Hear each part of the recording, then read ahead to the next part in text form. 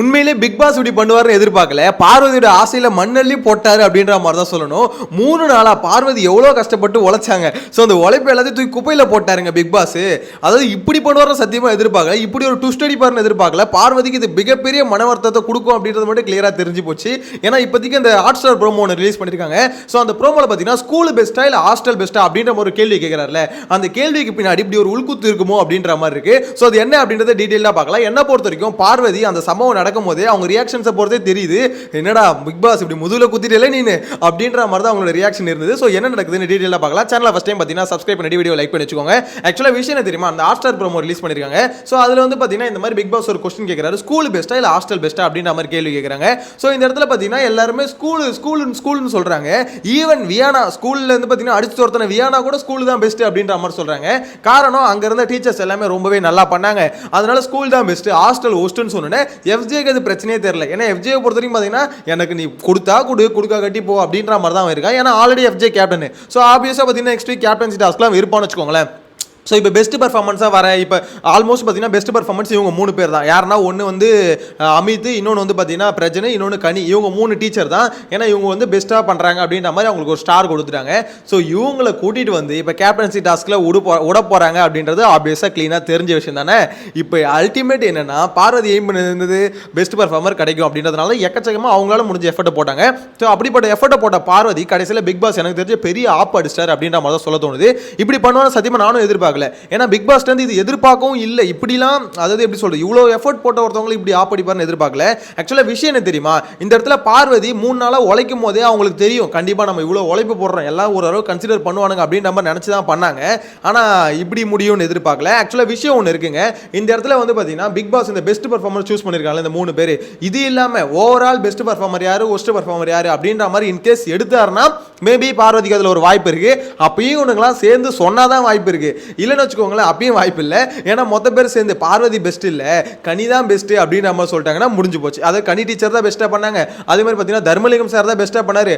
அப்படியே அதே மாதிரி பார்த்தீங்கன்னா பிரசிடென்ட் பிரின்சிபல் தான் பெஸ்ட்டாக பண்ணாரு அப்படின்ற மாதிரி இதே பேட்சை தூக்கி அங்கேயும் குத்திட்டானுங்கன்னா ஓவராலில் வந்து பார்க்கும்போது அப்பயும் பார்வதிக்கு வராது. ஸோ ஆப்வியஸாக அவங்க போட்ட உழைப்பு எல்லாம் வீணாக போச்சு அப்படின்ற மாதிரி சொல்லணும். ஆனால் கொஞ்சம் கன்சிடர் பண்ணலாம். ஏன்னா பார்வதி என்னதான் சில விஷயம் வந்து பிடிக்காமல் பண்ணாலும், சில விஷயம் மோசமாக பண்ணாலும், எப்படி வார்டனாக இருந்து ஸ்டூடெண்ட்டை கரெக்ட் பண்ண ட்ரை பண்ணாலும் இது எல்லாமே பண்ணிட்டு தான் இருந்தாங்க, இல்லைன்னு நான் சொல்ல. இருந்தாலும் அந்த பீஸ் வந்து பார்த்தீங்கன்னா இவ்வளோ நாள் அடி வாங்குச்சுல. ஸோ அவ்வளோ அடியை தாங்கின ஒரு இடி தாங்கிக்கு அட்லீஸ்ட் ஒரு பெஸ்ட் பர்ஃபார்மர் ஒன்று கொடுத்து விடலாம். ஆனால் அது வெப்பாரா இல்லையான்றதே இப்போ கேள்வியாக இருக்குங்க. ஏன்னா இதுலேயே பெஸ்ட் பர்ஃபார்மர் 3 பேர் வந்துட்டாங்க. ஸோ அப்படின்னும் போது இதுக்கப்புறம் பெஸ்ட் பர்ஃபார்மர் தனியாக சூஸ் பண்ணுவாரா அப்படின்னு கேட்டால் அது கொஞ்சம் டவுட்டாக தான் இருக்கு. ஸோ ஆப்வியஸாக இவங்க 3 பேர் கேப்டன்சியில் வந்துருவாங்க, எஃப்ஜேயும் கேப்டனில் வந்துருவாரு. ஸோ இவங்க 4 பேருக்கும் கேப்டன்சி டாஸ்க் நடக்கிறதுக்கு அதிகபட்ச வாய்ப்பு இருக்கு அப்படின்ற மாதிரி தான் தோணுது. ஒஸ்ட் பர்ஃபார்மர் வேணா இதுக்கப்புறம் பெஸ்ட் சூஸ் பண்ணிட்டாங்க. மேபி ஒஸ்ட் வேணா சூஸ் பண்ணி அதில் 2 பேர் தூக்கி ஜெயிலில் போகிறதுக்கான வாய்ப்பு இருக்கு. அதில் மட்டும் பார்வதிக்கு போட்டாங்கன்னு வச்சுக்கோங்களேன், அவ்வளோதான். அதுக்கப்புறம் வீடு பார்த்தீங்கன்னா பத்திக்கிட்டு எரிய ஆரம்பிச்சிடும். ஏண்டா நான் இவ்வளோ இது பண்ணியிருக்கேன், கடைசியில் எனக்கு தூக்கி ஒஸ்ட் பர்ஃபார்மரில் சொல்கிறீங்களா அப்படின்ற மாதிரி தான் கண்டிப்பாக உங்களோட கேள்வி இருக்கும். அது நியாயமான கேள்வியாக தான் இருக்கும். அதில் பார்த்தீங்கன்னா விக்கல் சீக்கிரம் வந்து சொல்கிறாரு பெஸ்ட் வந்து இவங்க தான் அப்படின்ற மாதிரி. வியானா வந்து தர்மலிங்கம் அதாவது அமித்தை வந்து சொல்கிறாங்க இந்த மாதிரி அவர் வந்து என்னதான் இது பண்ணாலும் அவர் ரொம்ப ஃபன்னாக கொண்டு போனார் அப்படின்ற மாதிரி. உண்மையிலே அந்த ஸ்கூலை பொறுத்த வரைக்கும் பார்த்தீங்கன்னா யார் நமக்கு வெளியிலேருந்து பார்க்க சொல்ல நல்லா பண்ணாங்க அப்படின்னு பார்த்தீங்கன்னா கனியும் நல்லா பண்ணியிருந்தாங்க, தர்மலிங்கம் நல்லா பண்ணியிருந்தாரு, ஆக்சுவலாக அமித்தும் நல்லா பண்ணியிருந்தாங்க. ஆனால் பிரஜன் அந்த அளவுக்கு பண்ணாரான்னு கேட்டால் பிரஜன் வந்து கோவப்படல. ஆக்சுவலாக பிரஜன் பண்ணது என்னன்னா பெருசாக வந்து எந்த ஒரு இதுக்குமே பெருசாக கோவப்படாமல் ஸ்கூலில் நடந்துக்கிட்டாரு. அதுதான் அவர்கிட்ட நிறைய பேருக்கு வந்து பிடிச்சிருக்கும்னு நினைக்கிறேன். ஏன்னா இப்படி வந்து பிரச்சனை பார்க்கலையே, வந்ததுலேருந்து பார்த்தீங்கன்னா பேப்பர் ரவுடி மாதிரி ஆட்டம் போட்டுட்டு இருந்த ஒருத்தர், ரவுடிசம் காமிச்சிட்டு இருந்த ஒருத்தர் இவ்வளோ பொலைட்டா நடந்துக்கிறாரு அப்படின்றதுனால மேபி பிரச்சனை சூஸ் பண்ணிருக்கலாம். மற்றபடி பார்த்தீங்கன்னா இந்த இடத்துல வந்து தர்மலிங்கம் கனி இவங்க 2 பேரும் இன்னோவேட்டிவாக பண்ணாங்க.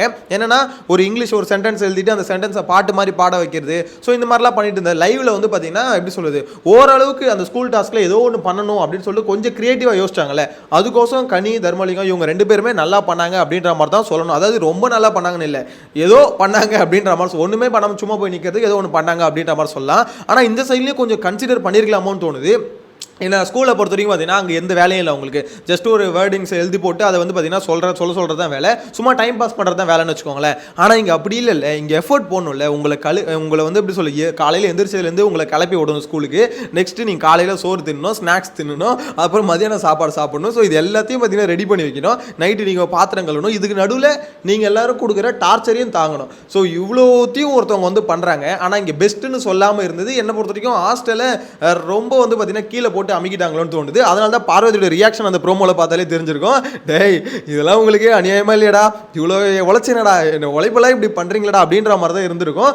மேபி என்ன பண்ணியிருந்தாலும் எனக்கு தெரிஞ்சு ஸ்கூல் தான் சொல்லியிருப்பாங்கன்னு தோணுது. ஏன்னா நீங்கள் என்ன எஃபர்ட் போட்டாலும் ஹாஸ்டல் சைடில் நிறைய பிரச்சனை இருக்கும். ஏன்னா கிட்டத்தட்ட காலையிலேருந்து நைட் வரைக்கும் ஹாஸ்டல் தான். ஸ்கூல்ன்றது கொஞ்ச நேரம் போகிறாங்க, ஓடி வந்துடுறானுங்க. ஸோ அப்படின்னும் போது இப்படி பிரிக்கிறதுனால மேக்ஸிமம் ஹாஸ்டல் சைடு தான் ஃபோக்கஸ் இருக்கும். ஹாஸ்டலில் தான் பார்த்தீங்கன்னா கண்டென்ட் பண்ணணும்னு நினைக்கிறாங்க. குறிப்பாக இந்த வியானா, சுபிக்ஷா, இங்கே இவன் விக்கல் சீக்கிரமே. ஸோ இவங்க எல்லாருமே ஒரு பொருளை திருடி வைக்கிறது, சபரி இவங்க எல்லாம் ஒரு பொருளை திருடி வச்சு ஒரு கண்டென்ட் பண்ணுறது, வார்டனை வெறுப்பேற்றுறது, இது எல்லாமே எங்கே நடக்குது?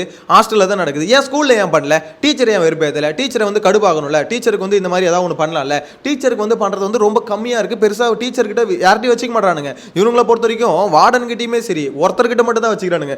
ஓவராலாக இவனுக்கு மொத்த அட்டாக்கும் ஒருத்தரை நோக்கி மட்டும்தான் இருக்குது. அது பார்வதி கிட்ட மட்டும்தான் இருக்குது அப்படின்ற மாதிரி சொல்லணும். ஸோ அதனால தான் சொன்னேன் அவங்களோட எஃபோர்ட் அதிகமாக இருக்குது. லாஸ்ட் வீடியோவில் கூட சொல்லியிருக்கும் போது இல்லை ப்ரோ விக்கல்ஸ் வந்து சுத்தமாக அவங்களோட இதை வந்து கன்சிடர் பண்ணல, இது அவங்க உழைப்பெல்லாம் கிரெடிட்ஸ் வந்து திருடிக்கிறாரு அப்படின்னு நம்ம அமித் சண்டை போட்டாருன்னு சொன்னல. அதில் கூட சில பேர் சொல்லிங்க ஏன் ப்ரோ விக்கல் சீக்கிரம் இப்படி சொல்றீங்க, ஏன் விக்கல்ஸ் மேலே எதுக்கு வன்மத்தை கொட்டுறீங்க? வன்மத்தை கொட்டல, ஆக்சுவலாக இந்த இடத்துல என்ன நடக்குதோ அதை தான் சொல்கிறேன். இதுக்கு முன்னாடி விக்கல்ஸுக்கு சப்போர்ட் பண்ணும் போதெல்லாம் அப்போ கரெக்டாக தெரிஞ்சுதா? இப்போ வந்து பார்த்தீங்கன்னா விக்கல்ஸ் பண்ணுறது தப்புன்னு சொல்லும் போது இப்போ மட்டும் தப்பாக தெரியுதா? எப்பவுமே ஒரு சம்பவம் நடக்குதுன்னா அந்த சம்பவத்தில் யார் தப்போ அதை தான் எடுத்து பேசணும். இந்த இடத்துல வந்து பார்த்தீங்கன்னா நமக்குன்னு ஒரு ஃபேவரட் கண்டஸ்டன்ட்டை சூஸ் பண்ணுறோன்னு வச்சுக்கோங்களேன், மைண்டு மாறாது. ஸோ உங்கள் பார்க்குறவங்க மைண்ட் செட்டுக்கு முதல்ல ஒரு கிளாரிட்டி கொடுக்குறேன்.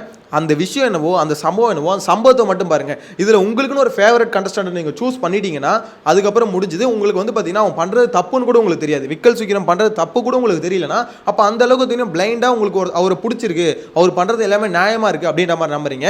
என்னை பொறுத்த வரைக்கும் அப்படி ஒருத்தர் இருக்கவே முடியாது. லாஸ்ட் சீசனில் கூட சரி முத்துக்குமரன் நிறைய விஷயம் நல்ல விஷயம் பண்ணாலுமே சரி சில விஷயம் தப்பு பண்ணும்போது தப்புன்னு தான் அங்கே சொல்லி ஆகணும். ஏன்னா அந்த இடத்துல பார்த்தீங்கன்னா நம்ம முத்துக்குமரன் அவ்வளோ விஷயம் கரெக்டாக பண்ணியிருந்தாலும் தப்பான ஒரு இன்சிடென்ட் நடக்கும்போது தப்புன்னு தான் சொல்கிறது தான் கரெக்டாக இருக்கும். அந்த இடத்துல வந்து முட்டு கொடுத்தது வச்சு பார்த்தீங்கன்னா அது பயாஸ்டாக இருக்க மாதிரி தான் என்ன பொறுத்த வரைக்கும் ஃபீல் ஆகும். ஸோ அதனால் விக்கல் சீக்கிரம் பார்த்தீங்கன்னா இந்த இடத்துல தப்புன்னு சொல்கிறதுக்கு நான் தயங்கவே போகிறதில்ல. ஸோ அது சில பேருக்கு வந்து சில பேர் வந்து அந்த கமெண்ட்ஸில் பார்க்க முடியுது, ஏன் ப்ரோ இந்த மாதிரி விக்கல் சீக்கிரம் மேலே வன்மத்தை கொட்டுறீங்க அப்படின்ற மாதிரி கேட்குறீங்க. அது வன்மம் இல்லை, அவர் காமிக்கிற வன்மம் என்னன்றதை எடுத்து சொல்கிறேன், அவ்வளோதான், தட்ஸ் இட். மற்றபடி பார்த்தீங்கன்னா விக்கல்ஸுக்கும் எனக்கு என்ன வாய்க்கா தகராறா, ஏதோ சொத்து பிரச்சனை தான் இருக்குது. அவர் தான் அந்த பேப்பர் கழிச்சாலே சொத்து பத்திரத்தை கழிச்ச மாதிரி பண்ணுறதே தவிர எனக்கும் அந்த ரியாக்ஷன் கொடுக்கணும் வேண்டிய அவசியம் இல்லை. பட் அங்கே நடக்கிறது அதுதான். மேபி உங்களுக்கு இன்னும் கொஞ்சம் எப்படி சொல்ல விக்கல்ஸ் பாயிண்ட் ஆஃப் வியூலேருந்து பார்க்காம வெளியில் அவுட் ஆஃப் தி கான்டெஸ்ட் வந்து பார்த்தீங்கன்னா என்ன நடக்குது அப்படின்றது கிளியராக புரியும் அப்படின்னு நம்ம சொல்ல தோணுது. என்ன பொறுத்த வரைக்கும் ஓவராலா இப்ப பெஸ்ட் பெர்ஃபார்மர் 3 பேர் வந்ததுனால இதுக்கப்புறம் பார்வதிக்கு வந்து பாத்தீங்கன்னா கண்டிப்பா வைத்தறிச்சல் ரொம்ப அதிகமாகும். வைத்தறிச்சல் மீன்ஸ் ஆமா நான் இவ்வளோ எஃபர்ட் போட்டேன், இதுக்கப்புறம் எனக்கு எதுவும் நடக்கலையே, என்கிட்ட எது பெஸ்ட் பெர்ஃபார்மர் என்ன சூஸ் பண்ணலையே, ஆஸ்திரேலியா எவனுமே சொல்லலையே அப்படின்ற ஒரு கடுப்பு கண்டிப்பாக கம்பல்சரி இருக்கும். ஈவன் கமருதீன் கூட சொல்லுங்க, கமருதீன் சொல்ல, அதாவது அட்லீஸ்ட் மற்றவங்களாம் சொல்ல கமருதீன் கூட சொல்லுவேன் நினைச்சேன். ஆனால் கமருதீன் என்ன பண்ணிட்டா ஸ்கூல் தான் பெஸ்ட்டுண்டா. ஓவராலாக எல்லாருமே ஸ்கூல்னு சொல்றதுக்கு சிம்பிள் ரீசன், அங்கே இருக்கிற டைம் ரொம்ப கம்மி. அங்கே வந்து உங்களுக்காக டீச்சர் யாரும் வேலை செய்யல, இங்கே உங்களுக்காக வார்டன் வந்து வேலை செய்கிறாங்க. இங்கே உங்களுக்காக பார்த்தீங்கன்னா வார்டனை வந்து நீங்கள் எப்படி சொல்கிறது சாப்பாடு ரெடி பண்ணுறதை தாண்டி நீங்கள் பண்ணுற டார்ச்சர் எல்லாத்தையும் அனுபவிக்கணும். ப்ளஸ் உங்கள்கிட்ட எதிர்த்தும் பேசக்கூடாது. நீங்கள் அவ்வளோ பண்ணாலும் உங்ககிட்ட எதிர்த்து பேசாமல் ஒரு பொசிஷனில் நிற்கணும். அப்படின்னும் போது இங்கே தான் எஃபர்ட் அதிகம். ஸோ இவ்வளோ சோதிச்சும் அங்கே விட்டுட்டு ஓடாமல் இருக்கிறதுக்கு என்ன பொறுத்த வரைக்கும் இங்கே சொல்லியிருக்கலாம். மேபி ஸ்டூடெண்ட்ஸ் வந்து பார்த்தீங்கன்னா ஸ்கூல் தான் பிடிச்சிருக்கு அப்படின்னு நம்ம சொல்லிட்டாங்க. எனிவேஸ் உங்களோட கருத்தை கமெண்ட்ல மென்ஷன் பண்ணுங்க. பார்வதிக்கு பிக் பாஸ் எனக்கு தெரிஞ்ச ஒரு பெரிய ஆப்பை அடிச்சிட்டாரு அப்படின்ற மாதிரி சொல்ல தோணுது. எனிவேஸ் வெயிட் பண்ணி பார்க்கலாம். ஏன்னா இதுக்கப்புறம் பெஸ்ட் பர்ஃபார்மர் ஒஸ்ட் பர்ஃபார்மர் வைப்பாரா அப்படின்றது தெரியல. மேபி வச்சா அதுலேயும் பார்வதி சூஸ் பண்ணுவாங்களான்னு தெரியல. பெரிய ஆப்பு தான் நினைக்கிறேன். உங்களோட கருத்தை கமெண்ட்ல மென்ஷன் பண்ணி நெக்ஸ்ட் வீடியோவில் மீட் பண்ணலாம். Bye by.